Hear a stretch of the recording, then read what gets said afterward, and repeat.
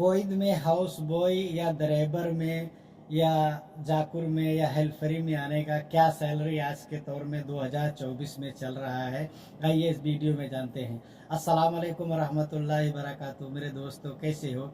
मेरी दुआ है कि आप खैर आफियत से होंगे।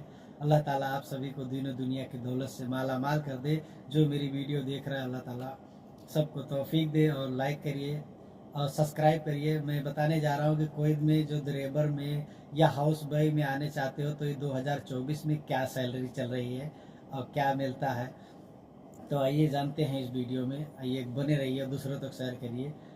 मेरे दोस्तों, मेरे जो इंडियन भाई हैं विदेश आना चाहते हैं सऊदी या कोइद के बारे में, तो मैं कोइद में हूँ, कोइद के बारे में बताऊँगा। मेरे भाई, आज के दौर में कोइद के अंदर 6 साल जो पहले सैलरी था आज भी वही चल रहा है। सैलरी यहाँ जल्दी बढ़ती नहीं है नए आदमी के लिए। और पहली बात, नया आदमी को बहुत कम लेते हैं लोग, पुराना आदमी ढूंढते हैं। क्यों ढूंढते हैं? कि नया आदमी आता है उसको साल भर कम से कम अरबी सिखाने में लग जाता है, तो इसीलिए वो डायरेक्ट बोलते हैं 10 रुपये ज़्यादा दो, मगर पुराना आदमी चाहिए। और जब पुराना आदमी नहीं मिलता है तभी नया आदमी लेते हैं।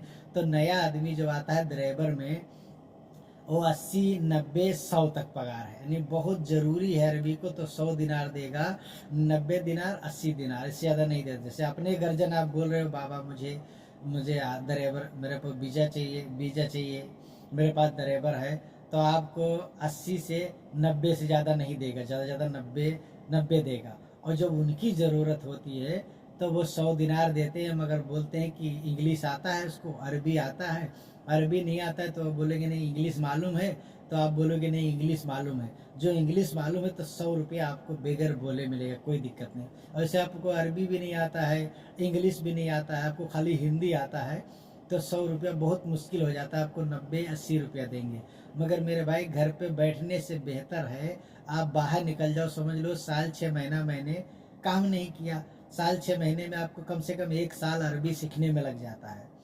तो जब एक साल बीत जाएगा तो आपको अरबी भी आ जाएगा और अच्छा सैलरी भी मिलेगा। और आप इंडियन भाई हमारे जो सोचते हैं मैं शुरू शुरू में जाऊँ मुझे ज़्यादा पैसा मिले, तो भाई विदेश में मुमकिन नहीं कि आपको शुरू शुरू में आपको ज़्यादा पैसा मिल जाएगा। कोई भी काम में, भले आप वहाँ का कोई भी काम कर रहे हैं, इंजीनियर मतलब वेल्डिंग का काम जानते हो, या एसी बनाने का काम जानते हो, या लाइट बत्ती वायरिंग का काम आते हो, तो आपको पहले आओगे तो आपको हेल्परी में डालेंगे, पहले आपको हेल्परी में डालेंगे।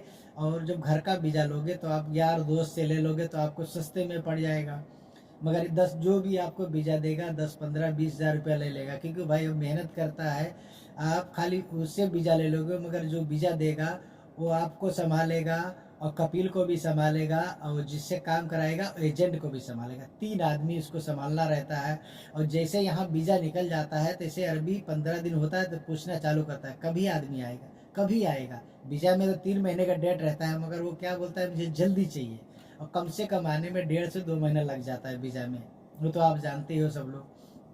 तो मेरे भाई, घर में बैठने से बेहतर है एक बार विदेश निकलो। और दूसरी बात, हाँ आपके पास हुनर है और पैसा है तो आप अपने मुल्क में रहकर कोई रोजगार करिए, नौकरी तलाश मत करिए। कि नौकरी से आप पेट पाल सकते हो और सपना नहीं पूरा कर सकते हो।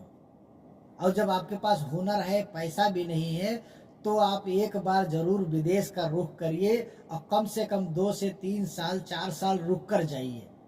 पहला सफ़र आए, ज़्यादा कंटाल आ गया 2 साल में चले जाइए, दोबारा आओ, फिर 3 साल कम से कम सफ़र करो और पैसा जमा करके पैसा जमा करो, कुछ पैसा घर पे भेजो, कुछ पैसा अपने रोक के रखो। घर वालों को भी पूरा ना बताओ, ऐसा रखो कि मेरा है ही नहीं। हर महीने में 4 हज़ार 5 हज़ार जमा कर लो और वही पैसा उठाकर जब जाओ तो दोबारा बोल दो मैं विदेश नहीं आऊँगा। उसी पैसे से आप रोजगार करो। आपके पास हुनर है मगर पैसा नहीं है, तो जब तक आप विदेश नहीं आओगे आप पैसा नहीं बचा पाओगे। तो एक बार जरूर विदेश आना चाहिए। और विदेश आने का मतलब क्या है मेरे भाई, यहाँ अरबी सभी अच्छे हैं मगर और अच्छे भी नहीं हैं, मगर अपने सबसे पहले अपने अंदर कमियां होना चाहिए। अपने को सब्र करना है। जब विदेश आ रहे हो तो जिस काम में आ रहे हो, कभी कभी वही काम मिलता है जो वीज़ा देता है वो तो सही बोलता है, वो बोलता है, कभी कभी वीज़ा देने वाला भी गलती कर जाता है और कभी बोलने के बाद कुछ हो जाता है। तो आपको सब्र करना है, जो काम मिले अल्लाह ताला का नाम लेकर कि मैं आया हूँ तो पैसा कमा के जाऊँगा। अब ये सोचो कि आप 1 लाख रुपया कम से कम लग जाता है, 1 लाख रुपये के ऊपर से आप आ गए, काम जो उल्टा पुल्टा थोड़ा हो गया तो आप बोलोगे मैं नहीं काम करूंगा, घर जाऊंगा, तो नुकसान किसका होगा? आपका ही होगा। 1 लाख रुपया लगा कर आए, मालिक तो भेज देगा, मुश्किल नहीं, कोई कोई अच्छे भेज देता है, कोई बोलेगा फिर बोलेगा 1 लाख और दो तब भेजूंगा। मगर जब आप मुल्क वापस जाओगे तो आपके टोला पड़ोसी आपको इतने ठोकर मारेंगे, इतनी बोली मारेंगे कि आप परेशान हो जाओगे। वो यही बोलेंगे कि गया था कमाने के लिए, अब कमा नहीं पाया, मालिक ने इसको भगा दिया। तो विदेश आओ और कमा कर मेहनत करके ये सोच के आओ, वहाँ से जब निकलो भले जो काम के लिए आ रहे हो वही काम के लिए, मगर ये सोच कर निकलो कि जो भी काम मिलेगा मैं करूँगा, वापस नहीं आऊँगा 2 साल से पहले। तो आप कर सकते हो। और जो आपका दिल पिछड़ रहा है तो बिल्कुल मत आओ, पैसा मत बर्बाद करो। सपने में आ गया कि अब मैं जाऊंगा सऊदी, और फिर माँ बाप कैसे भी करके आपको भेज दिए, फिर यहाँ बहुत से ऐसे होता है कि आने के बाद फिर 2 दिन 4 दिन बाद रोने लगते हैं। अरे बच्चे थोड़ी हो, विदेश में गए हो तो यहाँ कोई बुरा नहीं है, मगर काम क्या होता है कि हम जो काम नहीं किए हैं तो नए नए आने में दिक्कत पड़ती है यहाँ आने के बाद। तो मेरे भाई यहाँ जब आओगे तो घर में रहोगे तो जो बोलेगा मालिक आपको करना पड़ेगा। आप कर लिए तो फायदे में रहोगे, फायदे में रहोगे, मालिक के कहने पर चलोगे तो आपको खुश रखेगा, आपको मोहब्बत करेगा, इज्जत करेगा। और जब नखरे करोगे भाई तो कोई भी हो तो आपको फिर परेशान तो करेगा। तो एक बार जरूर विदेश में आओ मेरे भाई, घर बैठने से बेहतर है आप एक बार विदेश का रुख करो और आपको समझ में आएगा पैसा क्या होता है। जो इंडिया में रह के ज़्यादा से ज़्यादा खर्चा करते हो, यहाँ आने के जो वहाँ महीने में तो 10,000 खर्चा करते हो, विदेश में आ जाओगे तो आपको महीने में, ज़्यादा नहीं बड़ी बात बोलता हूँ, 2 से 3 हज़ार रुपये में तुम्हारा खर्चा चल जाएगा। अब बोलोगे और कम खर्चा कर दूंगा, कि यहाँ पैसा आपको बचाना है, उड़ाना नहीं है कि 2 साल काम करते हैं तो बचता है।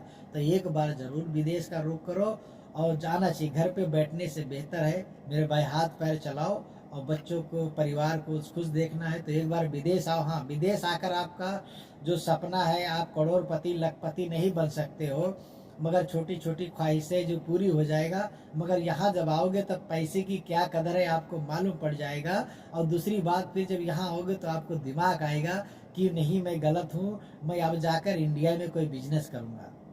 तो पहले पैसा आ जाए फिर जाकर बिजनेस करो और कमाओ। 100 रुपया आपकी सैलरी है तो हर महीने 80 रुपया घर पर भेजो।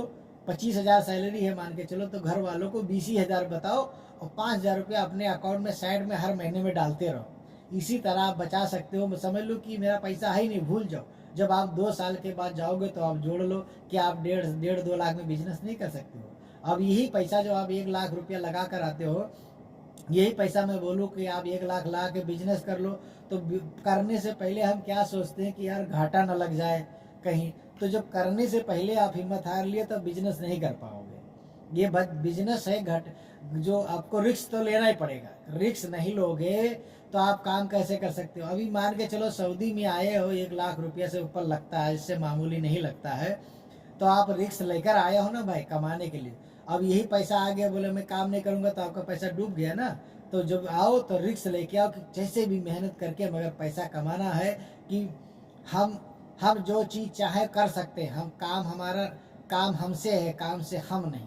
मतलब समझ रहे हो ना कि काम हम जो चीज़ में अड़ जाएंगे इसको कर डालेंगे तो आप कर सकते हो। बस हिम्मत होना चाहिए, हौसला होना चाहिए। तो वीडियो अच्छी लगी दूसरों तक शेयर करिए और घर पे बैठने से पहले बेहतर है कि एक बार विदेश का रुख करिए। और वीडियो अच्छी लगी है तो लाइक करिए, सब्सक्राइब करिए और दूसरों तक शेयर करिए। अस्सलाम वालेकुम, दूसरी वीडियो में फिर मिलेंगे।